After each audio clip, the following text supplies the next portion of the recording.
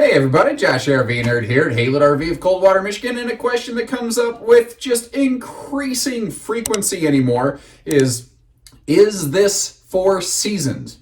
And I've talked about it before, but it's been a couple of years, and it seems apparently high time we talk about it again.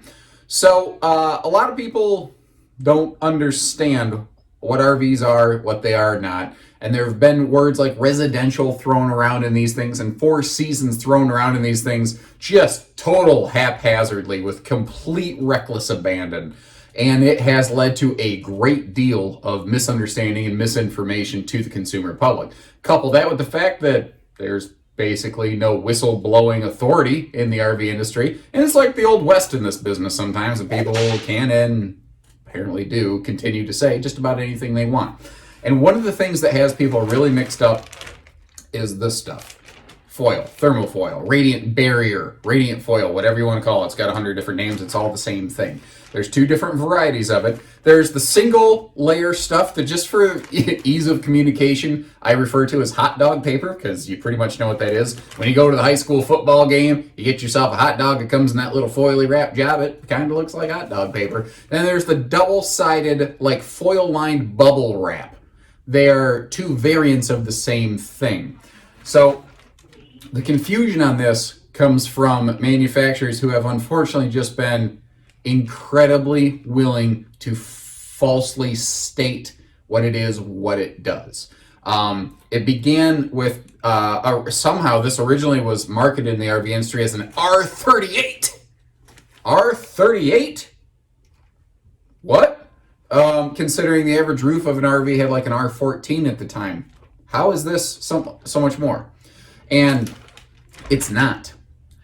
I am going to leave links in this video description to people not from Haylett RV, independent resources who verify claims like this, who have done the testing. This stuff itself has no actual R value. This is an R0.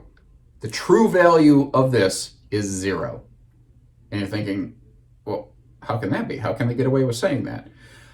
It's the difference between what an R value is and what a radiant barrier is. The definitions are not the same. Technically speaking, like this is not insulation in the way that you're used to thinking of it. It doesn't mean that it's not good. It doesn't mean that it doesn't have value to it. It works differently. So what this stuff does is that it helps reflect about 97 to 98 roughly, depending on the foil and the manufacturer and blah, blah, blah, but a lot of the heat from a source. So specifically what this was originally kind of designed for is like, if it's cold outside, you have a heat situation as you're actively heating the interior, kind of like an oven, it'll try to keep that heat in there. But just like an oven, like if you wrap a baked potato in tin foil, the heat sure gets through it. That potato gets hot when you pull it out, doesn't it? It doesn't work that way over time. This is a burst exposure resistant, I think is one of the clearest ways I've ever figured out how to describe it. And there's also another interesting little exercise I put some folks through recently here. Like it just came to me. I went back to my parts guy. I go, give me this thing. Give me a piece of this. I want to show these people something because they said I was at the RV show and the salesman told me brand X had an R like 40 quality to it, and I went, I'm not trying to start political ad mudslinging season. I'm not going to call them a liar. I believe they were misinformed. And I think I have a way I can show you how that's not the case. So, if we're going to call this an R38 or a calculated R38, first of all, what does that mean, calculated? Calculated by what? By who? By what standard? Funny how that's never described. It says calculated R value with an asterisk. But if you look, the brands that say that, they never say what that asterisk represents. There's never an explanation of it.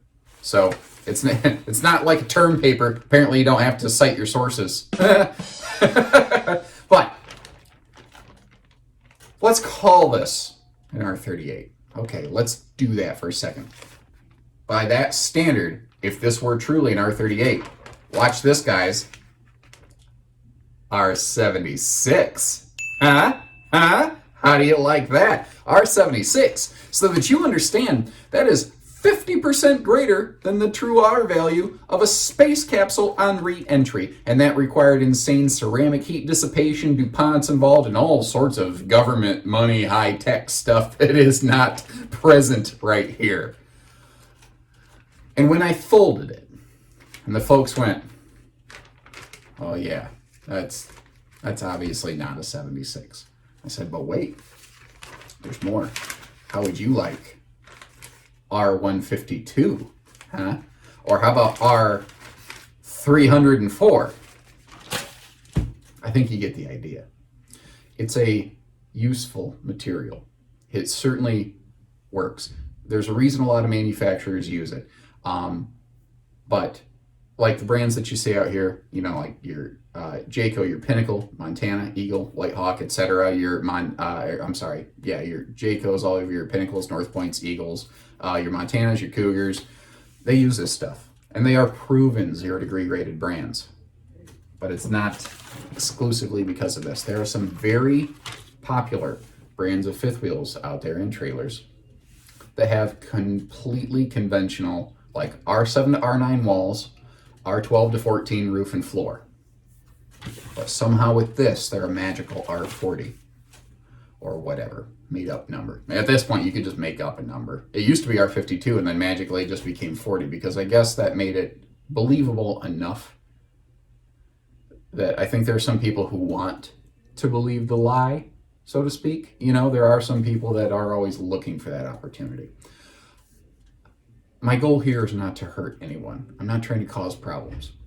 I'm trying to help educate you, the public. The difference between what I'm saying and what some other groups are saying is that I actually have sources that I can cite via those links down here in the video description. People who actually test and specialize in this stuff and not just make up a claim. And I hope you understand and appreciate the difference. So back to the question of, is this for seasons? Well, another exercise I have sometimes walked people through is I say, okay, folks, here's a really amazing thing about this camper. And people will ask this, not about like big giant fifth wheels, but like a very basic entry-level travel trailer. Well, is this 4 seasons? Because my buddy told me I need to look for that. They don't even know what it means sometimes. I said, well, here's the thing. This is amazing, by the way. This RV is guaranteed not to freeze all the way down to 32 degrees. And some people go, holy crap. And the other people go, all right, I see what you did there.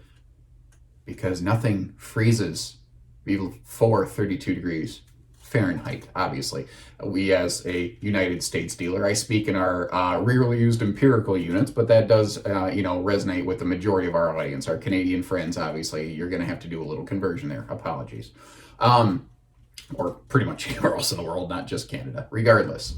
And when people say that, and I say, now, so it's not going to freeze before 32 degrees.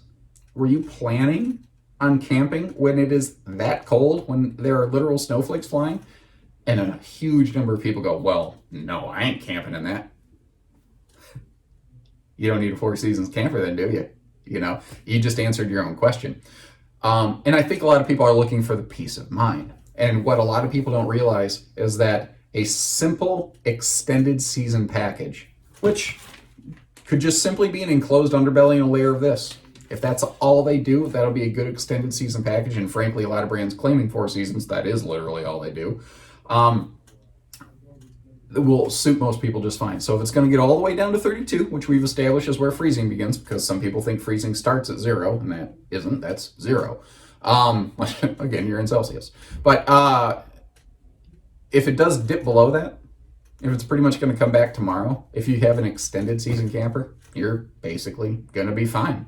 You're going to be fine. If it's going to go down to and just sit at 0, well, yeah. Like if you're going to go anchorage camping in the winter, then you're going to want an RV with a heavier climate package. But regardless of what type of RV you're looking at, I don't care if it's what RV brand has the most wild claims and even the best proven data. If it's going to get down to that kind of extreme, I don't care what you buy. You're going to have to skirt it. You're probably going to want to put some sort of electric supplement heater under it to help keep the heat below that thing, to keep your pipes from freezing up. And that might protect the RV. But here's another thing that people often fail to consider. Okay, so your RV is, You've done all the things. You've done the skirting. You got the foils. You wrapped a whole blanket around this thing. How did you plan to get water to it? Because chances are you're probably not going to be very able to get water to it. Very rarely will you find a place that has fully heated water lines, not just like, well, I'm going to wrap some heat tape up to the spigot. What about the pipe that goes down into the frozen ground? Do you realize it takes one ice cube to cripple the entire water system of an RV or a home? That's all it takes, guys. That one thing. So hopefully this helps some people understand some of the claims that are out there. And that doesn't mean if a brand has those claims, it doesn't mean they're a bad brand. It just means that you may want to consider what else they're saying and the validity of those claims. And there's no right or wrong answer to this. It's just information. And you need to take it and do with it what you please. You need to buy according to your conscience, according to your budget, and according to 100 other factors. All I ask is that you take some time to really consider the information out there. If they give you, oh, we have this incredible RV. Okay, how did you achieve that quality? How did you achieve that rating? Where is the proof? Where is the testing? Because you're going to find out there's not a whole lot of things to back that up. And if you appreciate the straightforward information and kind of the peek behind the curtain, you know, we're not a dealership, obviously, that operates on the premise of nobody sees the wizard, not no one, not no how. But we welcome you right in, and we'll pull the curtain back, and you can meet the Wizard of Oz here at Haylett RV. So if you appreciate that, all I ask is you give our team here at Haylett's a fair opportunity to work with you. So take care, stay safe, have fun, stay warm, and happy Haylett camping, everyone. Have a good day.